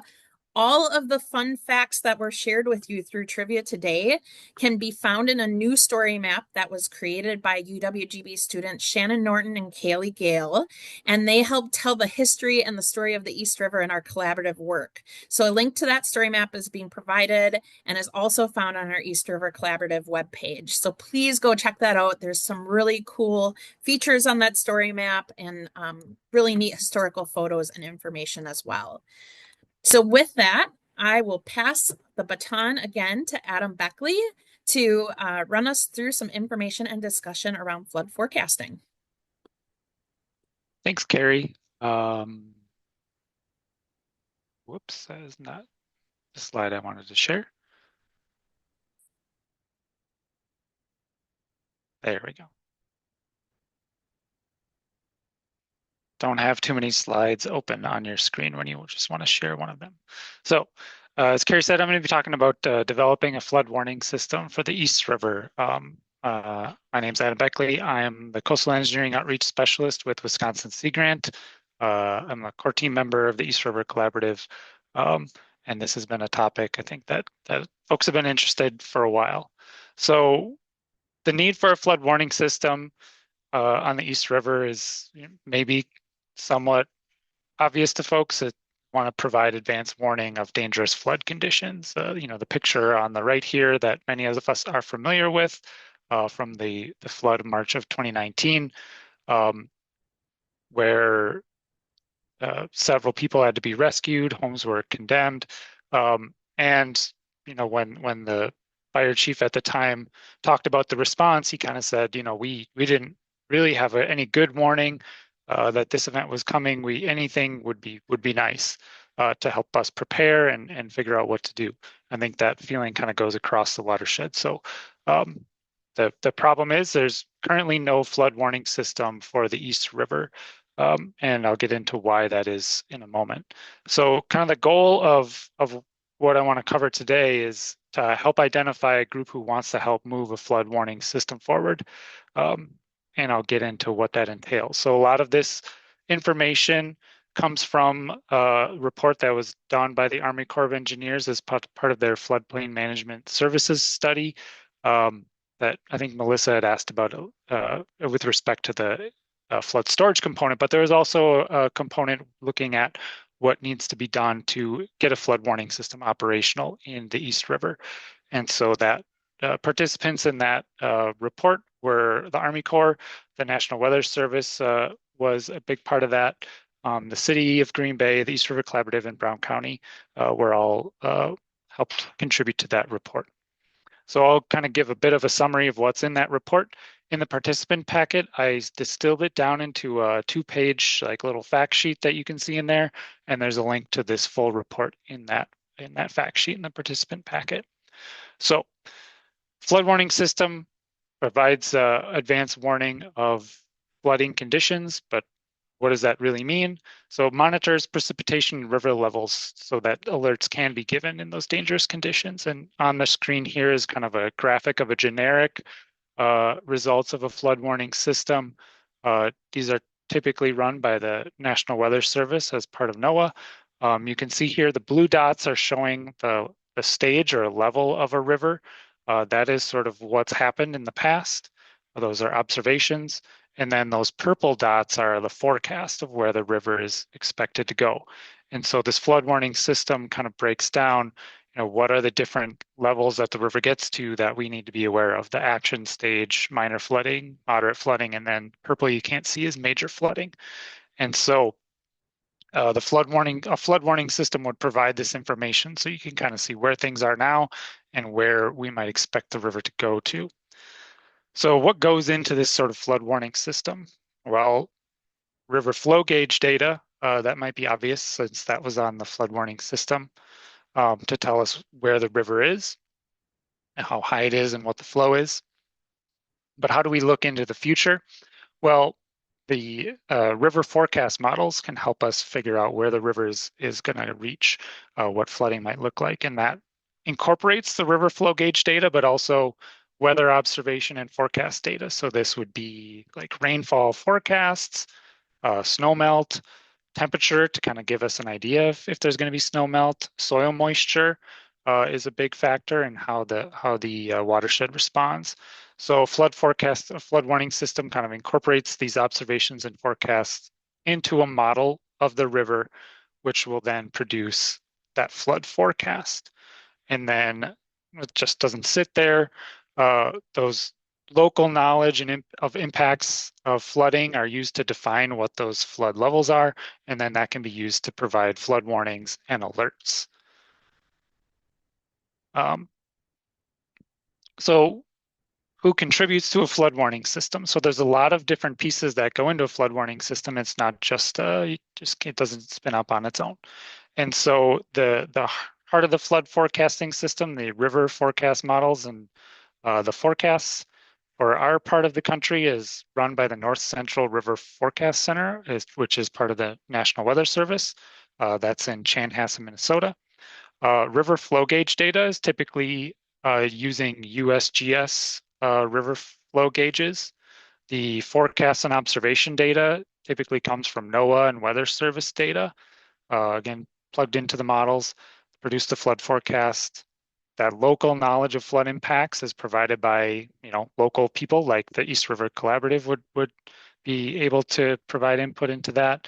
And then how does that information get out? The local weather forecast office will be able to see these forecasts, put them into warnings. Locals like Brown County Code Red could then use that information to share the flood warnings. TV, radio gets that information from the flood forecasts. Again, this is sort of a cartoon of a flood warning system. So this is a bit simplified, but I just wanted to give an idea of sort of what all feeds into it and who's all on board with creating a flood warning system. So I mentioned that we don't have a flood warning system in the East River. So why is that? So what's the gap? So the gap is, as we've learned from the river forecasters, is there's not enough river flow gauge data to develop an accurate river forecast model.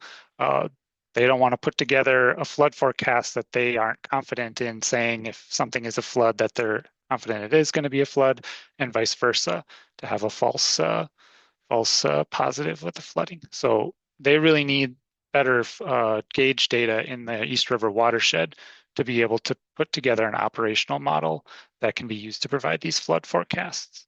So what I have here on the right-hand side, and there's a version of this in the participant packet, is a map of those existing gauges in the East River watershed. Carrie named them in the trivia. Gauge 1 is at Baird Street. That was just installed in June of 2023. And then gauge 2 there is at Highway ZZ. That's been around since 2011. Unfortunately, gauge 1 at Baird Street, that was installed as part of a GLRI grant and has limited amount of funding. And just looked at the gauge the other day, and it says on the landing page that this gauge will cease operations on September 30th of 2025 if we don't have long-term funding. So one of the needs is we've got to be able to, at the very least, maintain existing flow gauges. And then the Weather Service would really like to have at least one new gauge in the mid-watershed area. So kind of upstream of where maybe the worst flood impacts are, kind of in this area, to really capture flow coming from Bower Creek, anywhere in sort of between 2 and 1, to really give them that information of what sort of water is coming into those flood impacted areas so that they can provide a better forecast. So there are some possible areas, potential gauge sites. These are rough locations that sort of were identified in that Army Corps report. A being Hoffman Road. that was the Weather Service's preferred location. The Green Bay Weather Service has been taking some spot elevations at that bridge when there's flood conditions, but it's not an operational gauge that can really provide data into a warning system. There's other options there, maybe Bower Creek, maybe upstream of Hoffman Road, Baird Creek, that could be useful. If there's priority, there's also the possibility that maybe people find water quality data at these locations useful too. So there could be co-benefits that might sway one location being prioritized over the other. But this general area where A, B, and C are, that's sort of the top priority for where a new gauge would be required to kind of get a flood warning system going, get the Weather Service going on developing that forecast model. So what does it take to get one of those gauges going? Well, you need to install the gauge and then run it. So there's upfront capital costs to install the gauge, housing for the gauge, get that operational. Those, depending on what we're monitoring, between 35 to 50,000 is kind of a rough estimate. So this ranges because, you know, what does the site look like? Are we monitoring just flow, or is there water quality that we want to add to it as well? And then annual operations. So we got to keep the gauge running and got to go out and calibrate that gauge to make sure it's giving reliable data. And so those are annual funds that need to be provided, roughly between 10 and 20,000. I think the USGS just told me the Baird Street gauge is going to be about 19,000 to keep operational year to year. And those costs typically need to be funded by local partners. There's not a lot of funding at USGS to operate the gauges themselves. They can do the work, but they do need support, which is in part why, you know, we have limited gauging in the East River at the moment. So with all that said, what are kind of the next steps to advance a flood warning system? We need to kind of prioritize gauge locations, determine what the scope of monitoring needs. Is there additional water quality that really people want to get behind? With the gauge locations and a scope of needs, we can work with USGS to kind of get a better estimate on specific costs. And then, of course, we would need to determine a funding partnership to get the gauge paid for and to operate long term. And that would, you know, that's a really important piece. Fortunately, the Nature Conservancy, when they're doing their annual budgeting, kind of recognizes that flood warning system is something that we've been wanting in this area for a while, and put budget for a gauge installation in their budget request. That's not yet approved, but this could be a really good catalyst to help us get a new gauge on the ground. It's not guaranteed, but they've stepped up and recognized that this is a priority. So we'd still need to determine, you know, how we would work on a funding partnership. But I think it's a really good opportunity for us to move this forward. And so what's the immediate next step? So I'm happy to try and help organize us to look for folks who are interested in helping move a flood warning system forward, help us figure out some of those questions. So if you want to be on board and help work on moving this forward, let's start, just put your name in the chat and I'll help organize a follow-up meeting. If you think someone else at your organization is maybe more appropriate, certainly you can send them my way, or you can put their name in the chat if you're comfortable with doing that. And I will try to help us, you know, gather around, bring in the Weather Service and bring in the USGS to try and kind of work on the nuts and bolts of this and help make this a reality. With that, that's all I had to present. I think if we have time for questions, I'm happy to try to answer them. Again, I'm not the USGS, I'm not the Weather Service, but I can try and let you know what I know. Thanks, Adam. I think we do have just a couple minutes for questions if folks have them. Feel free to come off mute or throw your question in the Q&A. It looks like Julia, your hand is raised.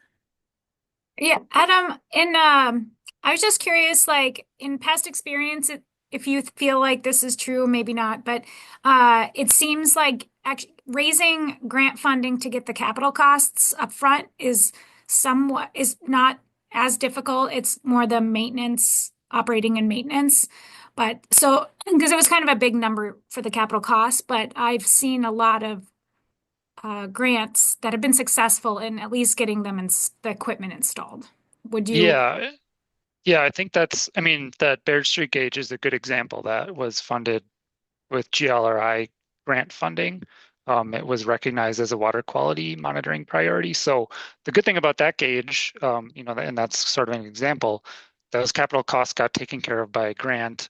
Now it would just be, getting those long-term operations costs going into the future. So I think it's certainly a possibility. And, if we're able to have the Nature Conservancy funding to pay for a capital cost of a new gauge, that might take care of that as well for yeah. And thanks, Great Lakes Restoration Initiative, GLRI. All right, I see one more question, Melissa. Adam, I think you already said this, but I can't remember. The Green Bay gate, the one that's in Green Bay, is that also collecting water quality? It is right now, yes. So I think Okay. it has an auto sampler. So that would impact. So the number I gave, about, I think, $19,000 to keep that gauge operational, that would be just to measure the flow. That would be, any, a desire to keep doing water quality there would raise the cost. But, if it's Okay. important, I think we can figure that out. So I think partly the co-benefits of, like, is there a need for that water quality data? Right. And then does USGS publish all of the water quality data? They do the analysis, they Yep. publish it, so it would be publicly available. Yeah. It currently is, I'm guessing. Yes. Yeah. So I think there's a link. I can put a link to those gauges in the chat after I get done, but they're also in the participant packet. But yeah, you can go in and look at that data. Okay. All right. And then was there a different location proposed? I noticed on that map, it looked like the one in Green Bay, there was a purple dot close to where the existing gauge is. I wasn't sure if there was a different location that was being looked at potentially. Let's see. And these purple dots are kind of, It's not to scale. yeah, let's see. You can see it looks like it's maybe on yeah, a slightly different sure. branch or something. Yeah, that would be Baird Creek. So okay. So right now, gauge 1 is sort of downstream of where Baird Creek enters the East River. So in a sense, it's sort of seeing everything. Like kind of And it's seeing capturing those inputs. Okay. Yeah, it's seeing the impacts of lake levels too. So Okay. I think from a perspective of where are we getting the most flow in, certainly this upstream area, Bower Creek, getting this area gauged is important, but Baird Creek does provide a significant amount of flow. I think the flood warning system could run without Baird Creek, but it's definitely something people have had questions about. Yeah. So that's why I put it on there too as a possibility. And there was I think the gauge house still exists by Superior Road. There was a gauge on Baird Creek at Superior Road for a long time, primarily for water quality. So that's also a possibility to, possibly repopulate that gauge house. It wouldn't quite catch all of the more urbanized area, but and it's set to expire. The Baird Creek gauge is going to expire when? The Baird Street gauge would be end of September this year. Okay. Yeah. So I think when I that was kind of a surprise to me when I looked preparing for this, asked USGS, and they said if we could get funding in place by the end of the year, it would be best to keep that operational. So okay. All right. Well, I thank you for your questions, Melissa, Julia. If others have questions, feel free to reach out to Adam. I appreciate all the folks that put their name in the chat, interested in continuing this conversation. So really appreciate that. And with that, we're going to move on to our last presentation of the morning. We have Karen Wilkie joining us from the Nature Conservancy in Iowa to share a case study on the Boone River watershed.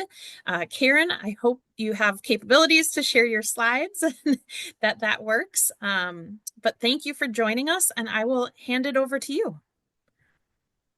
Yeah, you're very welcome, and thank you for having me. Can you guys hear me okay? We can hear you. It seems Okay. like you're maybe freezing a little bit, but hopefully we can figure that out. Yeah, and I can go off video if that is helpful. So just let me know if it keeps doing that. I forgot to have a slide at the end with my contact info, so I just dropped that in the chat. And I also did not send materials to share beforehand, so I'm going to send a link that will be helpful if you guys are interested. Let me share my screen. Is that working?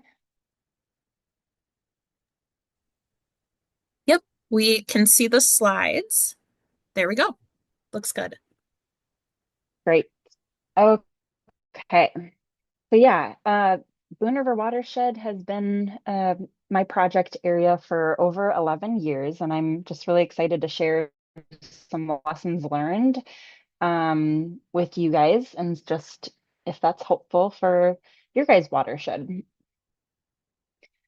So why we are working in the Boone River Watershed, a number of reasons. So as you guys can see, Iowa is pretty well lit up as one of the top contributors of nitrogen down to the Gulf of Mexico. And so prioritizing this watershed, which is one of the highest in Iowa as well, allows us to, reduce the nitrate coming out of our watershed.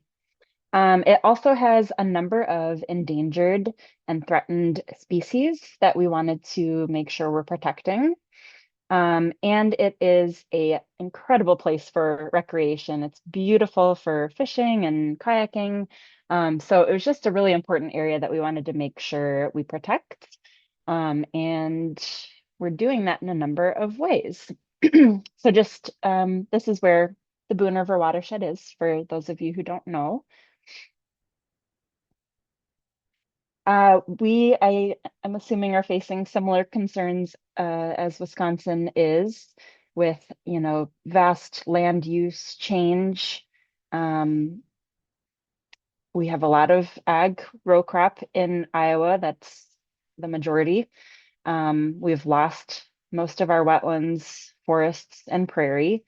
So just a loss of wildlife habitat is, especially for the Nature Conservancy, a top priority in trying to increase biodiversity.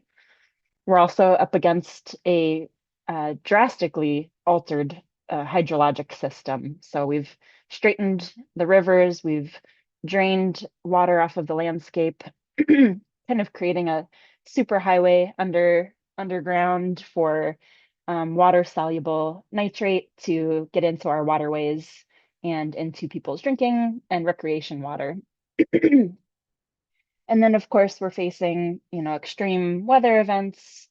This is a picture of the city of Cedar Rapids, some extreme flooding that they had back in 2008. And we are all running up against drinking water issues and very high levels of nitrate, as well as other chemicals that it's becoming difficult, more and more difficult for us to filter out, causing all sorts of health issues. So these are kind of, the big things that we're trying to address in the watershed. I mentioned endangered species. In particular, we've been focusing a lot of effort on the Topeka shiner, which is a little federally endangered minnow.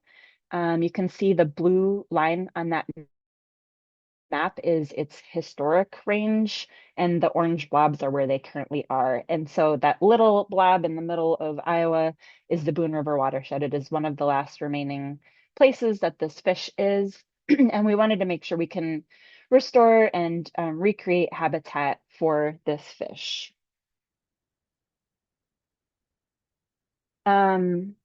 I'm not going to go through this whole list, and this is a really out-of-date list of partners, but I just kind of wanted to show the diversity of partners that have come together to help solve the issues that we're facing in the watershed.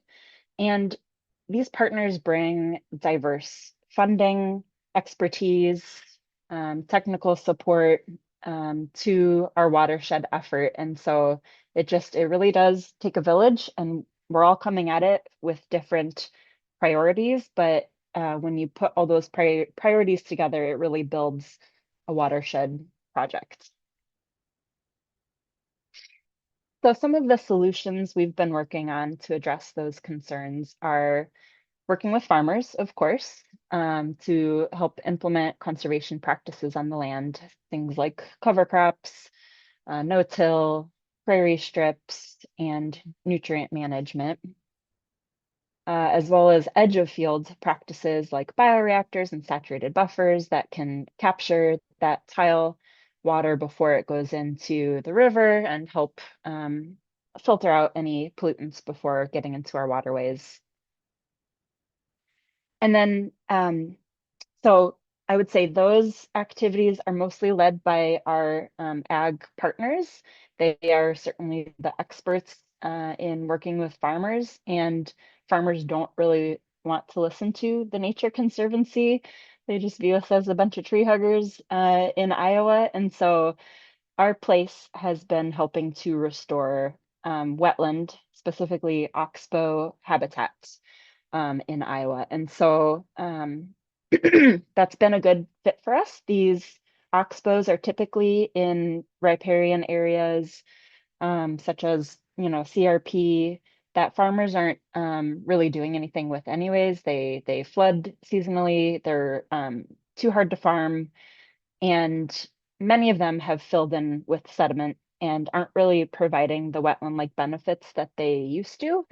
And so it's been a really good place for us to come in, not have to encourage farmers to change their behaviors, but create this long-lasting feature of the landscape that has multiple benefits for water quality, wildlife, and flood storage. So what is an oxbow? It is a old river meander. This is a oh, I don't know what year this one is from, but back in maybe the 1930s, this is what the river looked like. Oh, it's in a weird order. We'll just do that.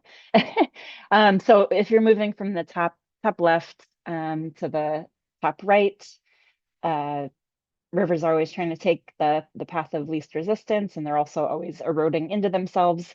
And so you move to the bottom left, eventually that river meander is going to get cut off, so the river can just take the path of least resistance.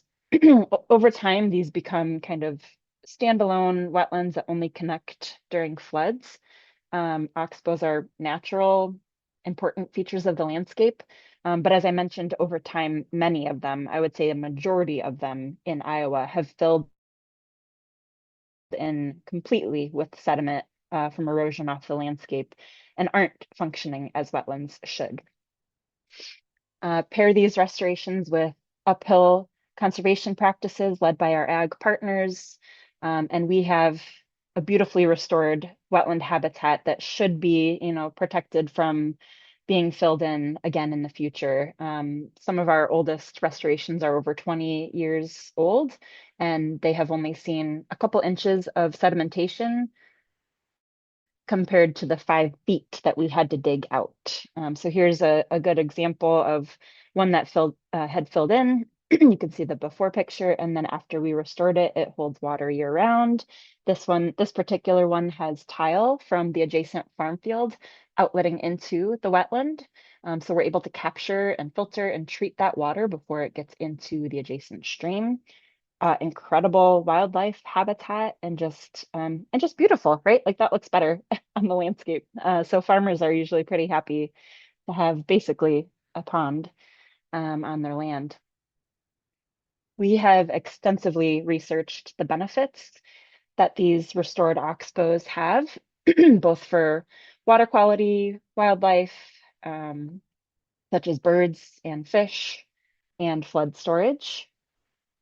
And what we found is they're pretty small. Most of them are about less than half an acre and those are intentionally designed to be small because that's the best habitat for the Topeka shiner, so that bigger predatory fish aren't attracted to the habitat and just gobble them all up. So we've estimated at least 1 million gallons of floodwater storage per acre of oxbow. It's a pretty small percent of flood event, but if you start to restore a lot of them throughout the landscape and throughout the watershed, it can add up. Water quality, on average, we're seeing 62% reduction of nitrates when we're capturing tile into these wetlands. The more time the wetland has to filter it, the higher that number. So we can get up to 100% if, for instance, we have a big rainfall event, but then it's dry for a month.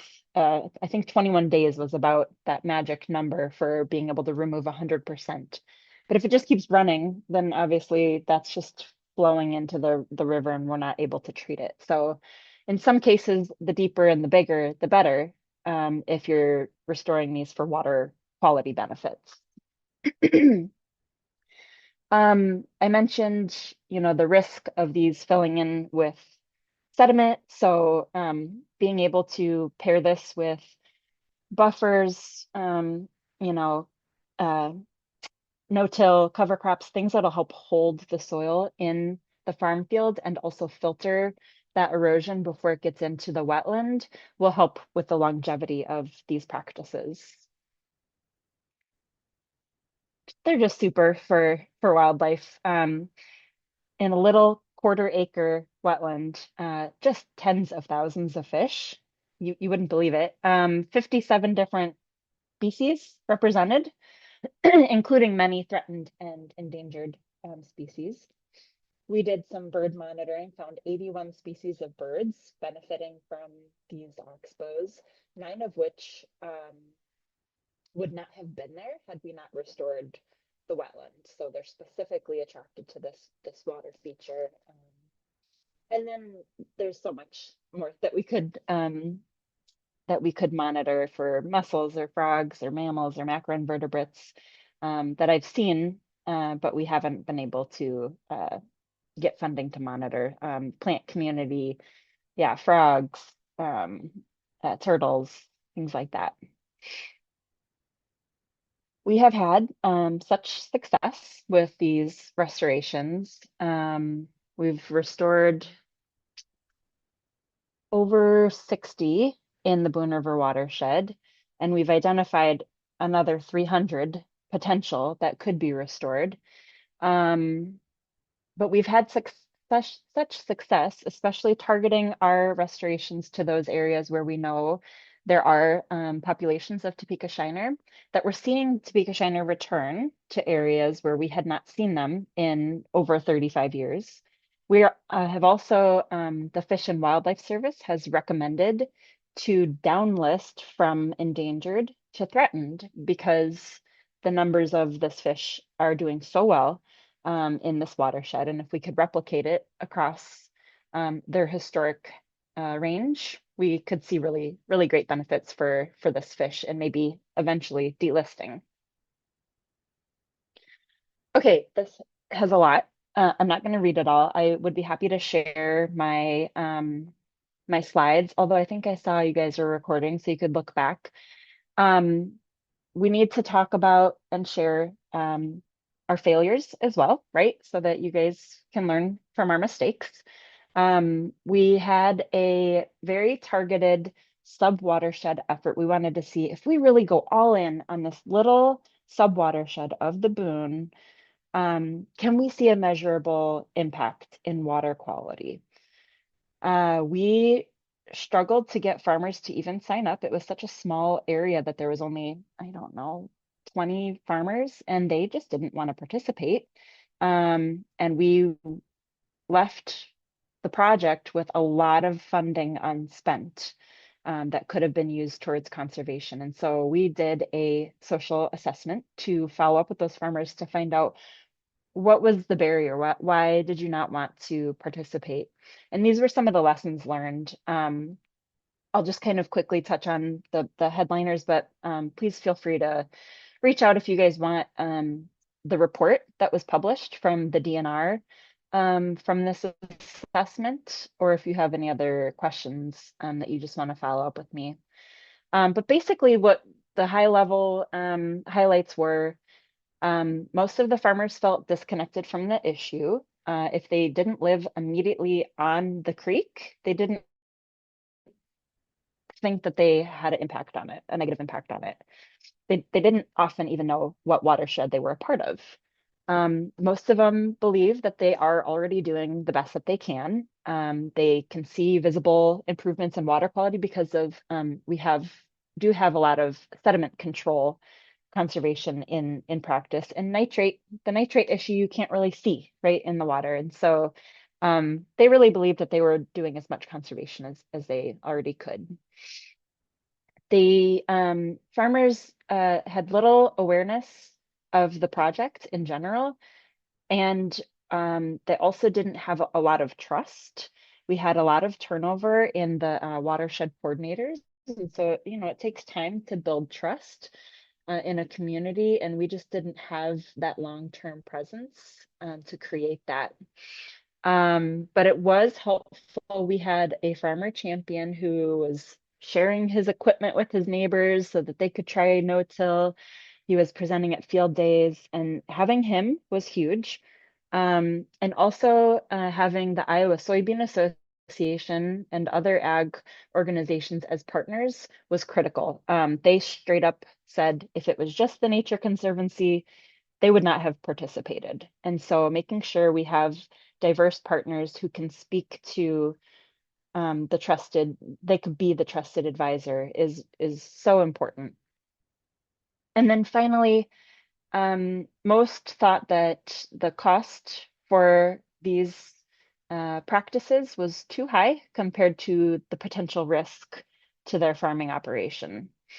And also just change is difficult and slow. They have a big business set up and a certain way of doing things, and nobody wants to believe they're doing something wrong or bad, and it's been working for them. So those are some of the big barriers that we can learn from in trying to understand what motivates or prohibits farmers from implementing conservation. We do a lot of efforts to try to share lessons learned, publications, field days, signage. We also created an Oxbow restoration toolkit, which I dropped in the chat. This is a free step-by-step guide for restoring oxbows so that other conservation professionals across the world can follow these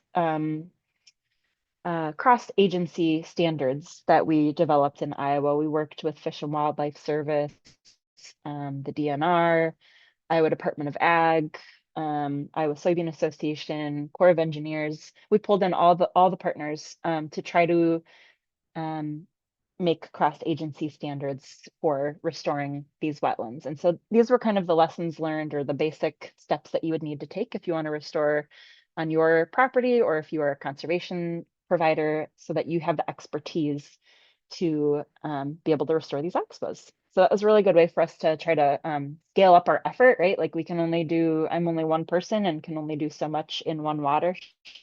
But if we could replicate this across the US or beyond, we could really start seeing some great benefits. And then here's a publication that we just got published in Frontiers in Environmental Science. The toolkit, Oxbow Restoration Toolkit, needs some updates. And I would say this journal article has those updates in it. So that would be another good thing to check out. Oh, and that's it. So I'm sure I missed a lot. What questions do you guys have? And again, thank you for letting me share our story. And Yeah. Thank you, Karen. This is really great. I can definitely see connections to the work that we're doing and the area that we're working in. With what you've done with oxbows, which those, the photos that you have, I think speak for themselves. So thank you. And also, if you build it, they will come for the Shiner, right? Like, what a great success story. So we have a few questions that have come in the chat, and we have a few minutes for questions. So if folks have other ones, feel free to add them in the Q&A or raise your hand and come off mute. So the first question that we had is from Melissa with the City of Green Bay, and that's For the oxbow restorations, what is done with the excavated soils? Yeah.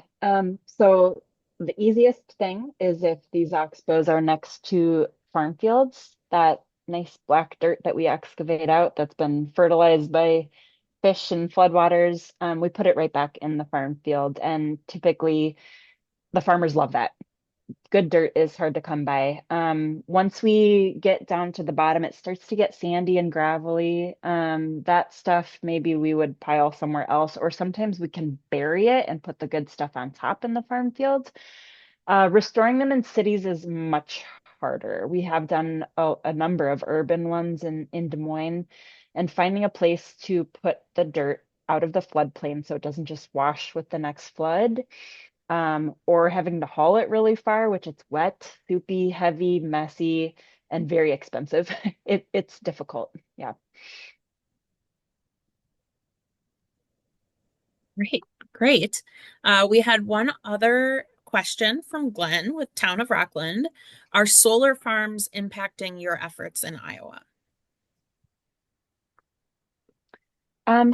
I would say no, not right now. So the Nature Conservancy has a site renewables right program that we developed. So it's helping people site wind turbines, solar farms in the most beneficial places to not impact wildlife or native prairie or wetlands or anything like that negatively. So if you're going to install them, here are the places that would be most beneficial. And so we are very much advocating that across the US. And I think that has really helped to not have negative impacts from those. Good question, though. Yeah. Just give a Yeah. little Any space here if there's any other other questions? that folks can feel free to come off of mute, put it in the chat. In the meantime, while people think, if they have additional questions, again, Karen, I want to say thank you for joining us. And as I say that, Whitney with Wisconsin Extension asks, can you clarify at what stage in the project you conducted the social assessment and what methodology you used to gather that? Yeah, so that was kind of like a sub project of the Boone River Watershed Project. So it was, I don't know, maybe 8 years ago now. But it was a 3-year grant funded project that, as I said, we didn't spend the money, we didn't do the things that we thought we were going to do, we didn't get the conservation on the ground. And so at the end of that 3-year project is when actually the DNR stepped up to lead this social assessment. And so it's kind of a follow-up to those farmers to see why. And it was very qualitative. So it was literally them just sitting down and talking with these farmers and just trying to get at, and then they kind of summarized the high level themes that were consistent. So I'd be happy to share that, but it was the DNR that led that effort. I can, Carrie, if I email that to you, then you can get it to the group. Yeah, definitely. Perfect. We'll be following up with everybody who's joined us today with the links for all the resources we put in the chat. And Karen, yeah, anything else that you want to share with me, I'll make sure gets out to our participants. All right. If there are no other questions, I'm going to again say thank you to Karen, and I'm just going to take us on the home stretch here the last few minutes with a couple brief announcements. If folks aren't already aware, the Fox Wolf Watershed Alliance Conference is happening at the beginning of March. I'm happy that a few of you will be joining me there to present on our East River Trail master planning process. So hopefully I'll see some folks there. We're going to drop a registration link in the chat in case folks are interested and haven't looked at this opportunity before. And then I also just wanted to mention that the BRIC, which is, oh, now I'm not going to remember these acronyms. the FEMA funding for BRIC and FMA, and I'm gonna have to look that up if somebody can't chime in and do those, is open right now through April 18. Everything on the website still says that this funding opportunity is open. So I encourage folks to explore that. There is a link that we'll put in the chat to those opportunities as well. BRIC is building resilient infrastructure, and the other one is flood management assistance, if I remember correctly. I apologize for not having those acronyms in front of me. I also just want to, again, thank all of you for coming and participating today. I want to thank all of our speakers for sharing information on the many projects that are happening on the East River. And as I mentioned before, we're recording this. The recording will go on our website after we get closed captioning and do some other video processing on that. And then we'll be sure to send out additional links and information. As we close out today too, we have a survey that we'd love for each of you to take. It's very, very short, just some reflections on today so we can get some feedback on making our Winter Forum event as useful for our East River Collaborative as possible. So that link will go in the chat. If you're not able to do that survey now, we'll send that out as well after. So thank you everyone again for joining us, and we hope to see you soon.